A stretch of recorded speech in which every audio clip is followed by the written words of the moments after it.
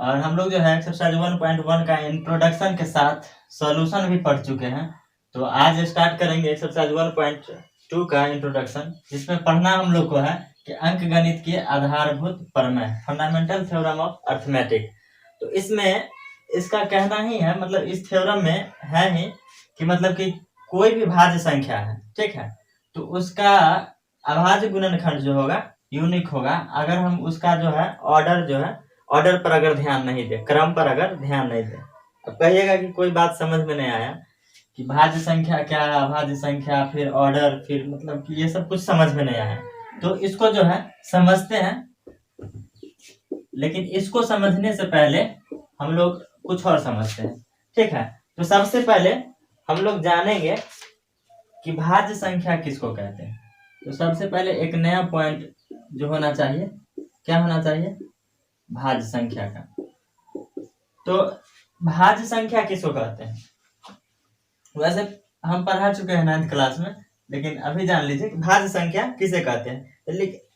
तो उसे कहेंगे, देखिए, ऐसी प्राकृत संख्या, ऐसी प्राकृत संख्या, कैसी, ऐसी प्राकृत संख्या जो एक या स्वयं को छोड़कर, जो एक या स्वयं को छोड़कर एक और स्वयं को छोड़कर किसी दूसरी संख्या से विभाज्य हो जाए, किसी दूसरी संख्या से भी विभाज्य हो, तो उसे भाज्य संख्या कहते हैं, भाज्य संख्या कहते हैं। आप अभी भी नहीं समझे होंगे तो कोई बात नहीं, उदाहरण लेते हैं। तो अब देखिए हम लेते हैं क्या, 3 लेते हैं, 3 नहीं लेंगे, 4 लेते हैं। तो ये जो है एक 4 जो है एक से भी विभाज्य। आप देखिए 4 में किस किस से भाग लगेगा, 1 से भी लगेगा, 2 से भी लगेगा, 3 से नहीं लगेगा, 4 से लगेगा ना। तो ऐसी प्राकृत संख्या जो एक या स्वयं को छोड़कर, एक और स्वयं को छोड़कर किसी दूसरी संख्या से विभाज्य हो जाए, तो 2 से भी विभाज्य हो गया, इसलिए 4 क्या है, भाज्य संख्या है, ठीक है। अगर हम 6 ले तो 6 को भी देखिए 1 से भी होता है, 2 से भी, 3 से भी, उसके बाद 6 से भी। तो एक और स्वयं को छोड़कर बाद बाकी 2 और संख्या से हो गया, तो इसका मतलब 6 भी है, 10 है, 8 है, 12 है, 9 है, इत्यादि, ठीक है। अब जो होगा, अब नया टॉपिक पर जो बात करेंगे वो होगा अभाज्य संख्या। तो अभाज्य जो है इसका जस्ट उल्टा होता है, इसका जस्ट उल्टा होता है। तो ऐसी प्राकृत संख्या, ऐसी प्राकृत संख्या जो एक या स्वयं को छोड़कर, एक या स्वयं को छोड़कर किसी दूसरी संख्या से विभाज्य ना हो, किसी दूसरी संख्या से विभाज्य न हो, तो उसे क्या कहेंगे, अभाज्य संख्या कहेंगे, अभाज्य संख्या कहते हैं। अब जैसे देखिए, और जैसे देखिए 2 या तो 1 से विभाज्य होगा या स्वयं खुद 2 से विभाज्य होगा। 3 क्या है, या तो 1 से विभाज्य होगा या 3 से विभाज्य होगा, बाद में किसी से नहीं। 5 या तो 1 से विभाज्य होगा या 5 से और किसी से नहीं। 7 या तो 1 से विभाज्य होगा या 7 से और किसी से नहीं, इत्यादि। तो ये 2 संख्या था, भाज्य संख्या और अभाज्य संख्या। एक बात और कि अभाज्य गुणनखंड किसको कहते हैं, अभाज्य गुणनखंड क्या होता है, अभाज्य गुणनखंड, इसको भी समझना है। तो अभाज्य गुणनखंड करने के लिए अब देखिए अभाज्य गुणनखंड करने के लिए अब देखिए कोई एक संख्या लेते हैं, 54 लिए, तो 54 का अभाज्य गुणनखंड करते हैं। 54 में 2 से लगाएंगे तो क्या होगा, 27 होगा, फिर 2 से नहीं लगेगा, फिर 3 से लगेगा तो 9 होगा, फिर 3 से लगा 3। अब इस 54 को हम क्या लिखें, 2 गुने 3 गुने 3 गुने 3 ऐसे तो लिख दिए बाहर। इसमें देखिए, इसमें जो भी है ये सब क्या है, अभाज्य संख्या है। 2 है 3 है, क्या है, अभाज्य संख्या है, ठीक है। अब यहाँ पर देखिए ये 2 3 3 3 ये क्या है, फैक्टर है, मतलब गुणनखंड है। क्या है, गुणनखंड है। ये सब गुणनखंड है किसका, तो इसका 54 का गुणनखंड है, ठीक है। तो अभाज्य गुणनखंड भी आप समझ गए होंगे। तो अब बात करते हैं हम मेन टॉपिक पे, फंडामेंटल थ्योरम ऑफ अर्थमेटिक। तो अगर आप इन 3 चीजों को समझ गए होंगे, भाज्य संख्या, अभाज्य संख्या और अभाज्य गुणनखंड, तो आप इस चीज को नोट कर लें, ठीक है। तो फिर हम बात करेंगे हम नेक्स्ट टॉपिक। अब जो है बात करते हैं फंडामेंटल थ्योरम ऑफ अर्थमेटिक पे। तो अब देखिए, कोई भी भाज्य संख्या है, ठीक है, कोई भी क्या होगा, भाज्य संख्या जो होगा, अगर उसमें हम या इसका हम अभाज्य गुणनखंड करें, ठीक है, तो वो यूनिक होगा, ठीक है ना। अगर हम उसके ऑर्डर पर ध्यान नहीं दे तो, ठीक है। तो हम पॉइंट इसका लिख देते हैं, कोई भी भाज्य संख्या है, इसका अगर अभाज्य गुणनखंड करें तो अभाज्य गुणनखंड जो होगा, अभाज्य गुणनखंड यूनिक होगा, ठीक है। अगर इसके कर्म यानी कि ऑर्डर पर ध्यान नहीं दे तो, ठीक है, यूनिक होगा अगर इसके ऑर्डर पर ध्यान नहीं दे तो। अब जैसे देखिए, एक अभाज्य संख्या लेते हैं 54, इसका हम अभाज्य गुणनखंड करते हैं, 2 से करेंगे 27, 3 से करेंगे तो 9 और 3 तिया 9। तो 54 को लिखेंगे 2 गुने 3 गुने 3 गुने 3। तो क्या होगा कि अभाज्य गुणनखंड जो है हमेशा यही होगा।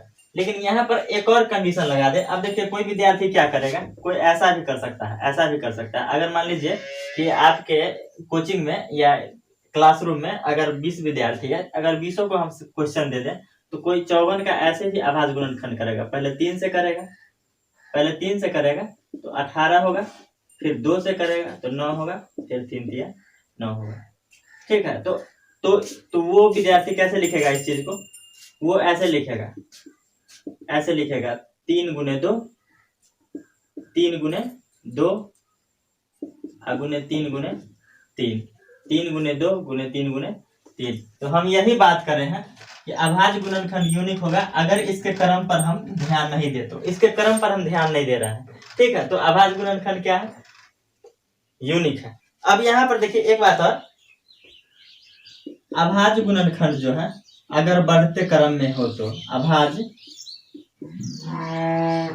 गुणनखंड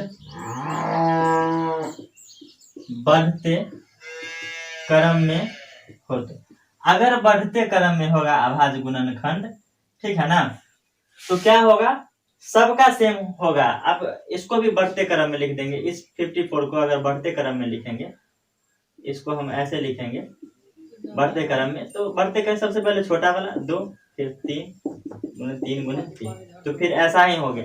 तो कोई फर्क नहीं पड़ा। अब जो है एग्जाम्पल जो है 6 नंबर देखते हैं। कह रहा है कि संख्याओं जो है 6 और 20 के अभाज्य गुणनखंड विधि से HCF और LCM ज्ञात करिए। HCF और LCM ज्ञात कीजिए। कौन विधि से, अभाज्य गुणनखंड विधि से। तो दोनों का अभाज्य गुणनखंड करेंगे और उसके बाद HCF ज्ञात करेंगे, फिर LCM ज्ञात करेंगे। तो 6 का अभाज्य गुणनखंड करेंगे तो 2 से, तो 2 तिया 6, और 20 का 2 से तो 10 होगा, फिर 2 पंचे 10 होगा। तो आप 6 को 2 गुने 3 के रूप में लिखिए, ठीक है, और 20 को क्या लिखिएगा, 2 गुने 2 गुने 5 ऐसे लिखिएगा।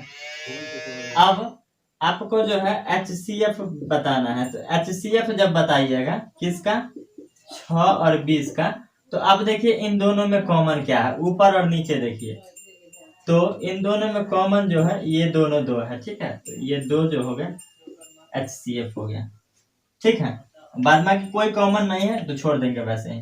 फिर LCM पता करेंगे किसका, 6 और 20 का। LCM पता करने के लिए आपको देखना पड़ता है कि हाईएस्ट पावर वाला लेना पड़ता है। तो यहाँ 2 पावर 1 और 3 पावर 1 है, फिर यहाँ 2 पावर 2 है और 5 पावर 1 है। तो अब देखिए 2 पावर 1 और 2 पावर 2 दोनों है, तो दोनों में हाईएस्ट पावर किसका है, तो इसका है, तो 2 पावर 2 ले लिए। अब इन दोनों में हाईएस्ट पावर क्या, सिंगल सिंगल है, तो दोनों को ले लेंगे। तो ये ले लिए और फिर ये ले लिए। 2 पावर 2 4 और 3 और 5, 4 तिया 12 5 7। तो LCM जो हो गया 6 और 20 का जो हो गया कितना हुआ, कितना हुआ, 60 हुआ। अब जो है इसी पर हम जो है कुछ बात लिखेंगे और उसके बाद जो है फॉर्मूला आएगा। तो किन्हीं दो धनात्मक पूर्णांक के लिए हम बात करते हैं, ठीक है। किन्हीं दो धनात्मक पूर्णांक, अब दो धनात्मक पूर्णांक, एक को A मान लेते हैं और एक को B मान लेते हैं, ठीक है। तो किन्हीं दो धनात्मक पूर्णांक A और B के लिए, अगर कोई धनात्मक पूर्णांक A और B है, A B मान लिया, ठीक है, कोई नंबर नहीं माने हैं, तो A B जो माने हैं, तो यहाँ पर क्या होगा, अगर दोनों नंबर को आप मल्टीप्लाई करते हैं तो वो किसके इक्वल होगा, HCF AB का और LCM AB का। ये दोनों जो है एक दूसरे के, कहाँ से आ, ये दोनों जो है एक दूसरे के इक्वल हो जाएगा, ठीक है। ये दोनों एक दूसरे के इक्वल हो जाएगा। अब जैसे देखिए यहाँ पर कोई दो नंबर था, 6 और 20 था, तो एक A और B है, ठीक है। तो अब इन दोनों को प्रूफ करें, यहाँ पर अब देखिए यहाँ पर करते हैं प्रूफ करते हैं। तो A गुने B, ठीक है, तो A क्या है 6 है और गुने B क्या है 20 है। अब देखिए HCF ऑफ AB और LCM ऑफ AB। तो HCF क्या फाइंड करे थे 2 और LCM क्या फाइंड करे थे तो 60। अब दोनों को गुना कर दीजिए दोनों साइड, तो 20 छक 120 और 60 दूना 120। ये प्रूफ हो गया, यहाँ से हो गया ना। तो यही प्रूफ था। अब ये जो है किसी दो ही नंबर के लिए होगा, 3 नंबर के लिए नहीं होगा, 3 नंबर के लिए नहीं होगा। अब देखिए यहाँ से क्या है 2-3 फॉर्मूला तो आ ही जाएंगे, ठीक है। अब पहला फॉर्मूला जो होगा, अगर आपको LCM भी दिया है, HCF भी दिया है और कोई एक संख्या नहीं दिया है, A बराबर जो आप फाइंड करिएगा, तो HCF ऑफ AB और LCM बटा में क्या होगा B होगा, ठीक है। ऐसे फाइंड करिएगा। दूसरा क्या बनेगा, बस चेंज हो जाएगा यहाँ पर, तो नीचे में क्या आएगा A आएगा। अब कहीं पर LCM आपको दिखाना है, LCM दिखाना है। LCM दिखाने के लिए A गुने B बटा HCF FB, समझ रहे हैं। अब चौथा जो हो गया HCF, अगर आप फाइंड करते हैं AB का, तो A को B से मल्टीप्लाई करिएगा और नीचे में LCM AB का, ठीक है। तो ये जो है चारों फॉर्मूला बनता है। तो अभी जो है एक एग्जांपल है, उसमें आपको निकालना भी है, ठीक है। तो या तो HCF और LCM दिया है, कोई एक संख्या दिया है तो दूसरी संख्या निकाल सकते हैं, या दो संख्या दिया है और LCM दिया है तो HCF निकाल सकते हैं उसकी हेल्प से, ठीक है। तो अब जो है हम लोग जो है नेक्स्ट एग्जांपल पे बात करेंगे, एग्जांपल नंबर 7, ठीक है। तो आप इस चीज को नोट कर लेंगे।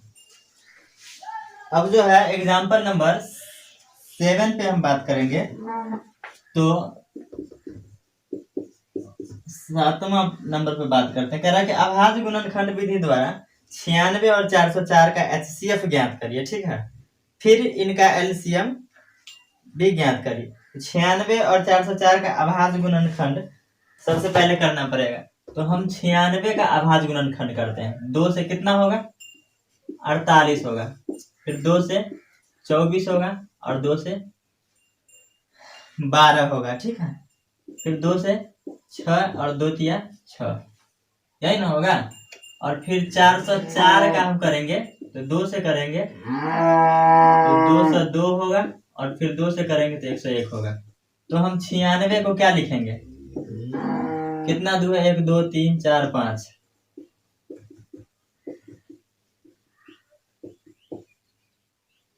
3 2 5। ठीक है, और 404 को क्या लिखेंगे? 2 गुने 2 गुने 101। अब कह रहा है सबसे पहले कि इसका HCF ज्ञात करिए। तो HCF जो हम ज्ञात करेंगे, HCF ज्ञात करने के लिए 96 और 404 का HCF ज्ञात करेंगे। हम इन दोनों में कॉमन देखिए, तो इन दोनों में 1 2 कॉमन और इसमें फिर 1 2 कॉमन। ठीक है, और कोई कॉमन है तो नहीं है, तो हो गया HCF जो है 4 हो गया। अब कह रहा है कि इसकी सहायता से जो है LCM भी ज्ञात करिए। क्या ज्ञात करिए? तो LCM। तो हम LCM जो है किस तरीके से ज्ञात करेंगे? इस तरीके से। LCM किसका ज्ञात करना है? 96 और 404 का।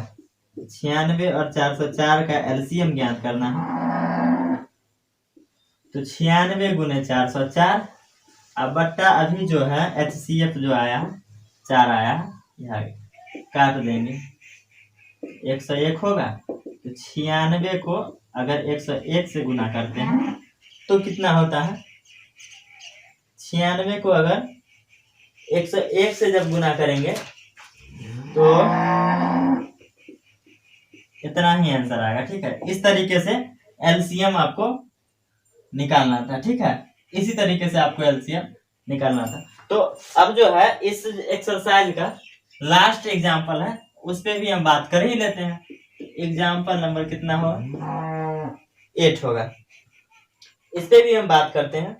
बहुत आसान क्वेश्चन है। अब कह रहा है संख्या 6, 72 और 120 का अभाज्य गुणनखंडन विधि द्वारा HCF और LCM ज्ञात करिए। HCF भी ज्ञात करिए और LCM भी ज्ञात करिए अभाज्य गुणनखंड विधि द्वारा। तो 6 का करना है तो 2 तिया 6। उसके बाद किसका? 72 का। तो 2 से करिएगा तो 36 होगा, फिर 2 से करिएगा 18 होगा, फिर 2 से करिएगा 9 होगा, फिर 3 तिया 9 होगा। फिर 120 का करना है, 2 से करिएगा तो 7 होगा, 2 से फिर करिएगा तो 30 होगा, 2 से करिएगा 15 होगा, फिर 3 से करिएगा तो 5 होगा। ऐसा हो गया। आप 6 को क्या लिखिएगा? 2 तिया 6 ऐसे। 72 को क्या लिखिएगा? इसमें 1 2 3 और 3 गुने 3, इतना ही तो है। फिर 120 को क्या लिखिएगा? 1 2 3 2 है, तो फिर 3 गुने 5। अब सबसे पहले HCF ज्ञात करना है किसका? 6, 72 और 120। इसी का ना HCF ज्ञात करना है, इसी का ना HCF ज्ञात करना है। अब देखिए, अब तीनों में देखना कॉमन कौन कौन है। तो अब देखिए, इसमें भी 2 1, इसमें भी 2 और इसमें भी 2, 1 2 कॉमन हो गया। और कोई कॉमन है? और कोई कॉमन है? तो आप देखिए, इसमें भी 3 है, इसमें भी एक 3 है और इसमें भी एक 3 है, तो 3 कॉमन हो गया। और कुछ कॉमन है? तो नहीं है। आंसर क्या हुआ? 6 हुआ। अब जो है LCM पता करना है। LCM जो है इस तरीके से नहीं पता होगा, क्योंकि ये 2 संख्याओं के लिए होता है, 3 संख्याओं के लिए ये अमान्य है, वैलिड नहीं है। ठीक है, तो यहाँ पर 3 संख्याओं के लिए है, तो यहाँ पर ऐसे करना पड़ेगा 2 पावर 1 और 3 पावर 1। अब यहाँ पर 2 पावर 3 होगा और 3 पावर 2 होगा। यहाँ पर भी 2 पावर 3 होगा, 3 पावर 1 और 5 पावर 1। 2 पावर 3, 3 पावर 1 और 5 पावर 1। अब देखिए, 2 पावर किसका बड़ा है? 1 है, 2 3 है और 3 है, तो एक ले लेते हैं बड़ा वाला, 2 पावर 3 ले लिया। अब 3 पावर 1 है और 3 पावर 2 है, तो 3 पावर 2 ही लेना है। ठीक है, और 5 वाला अकेले है तो उसको अकेले रहने दीजिए। तो ये 8 हो गया और ये 9 हो गया और ये 5 हो गया। तो 8 पंचे 40 और 4 9 36, 360 आंसर हो गया। तो बस इतना ही आसान क्वेश्चन सब था। तो अब जो है आप नेक्स्ट क्लास में जो है आप सॉल्व करिएगा इस चीज को, एक्सरसाइज 1.2 का सॉल्यूशन को सॉल्व करिएगा, पहले खुद से सॉल्व करिएगा, ठीक है। तो फिर आप इस चीज को अच्छे से समझ पाएंगे, ठीक है।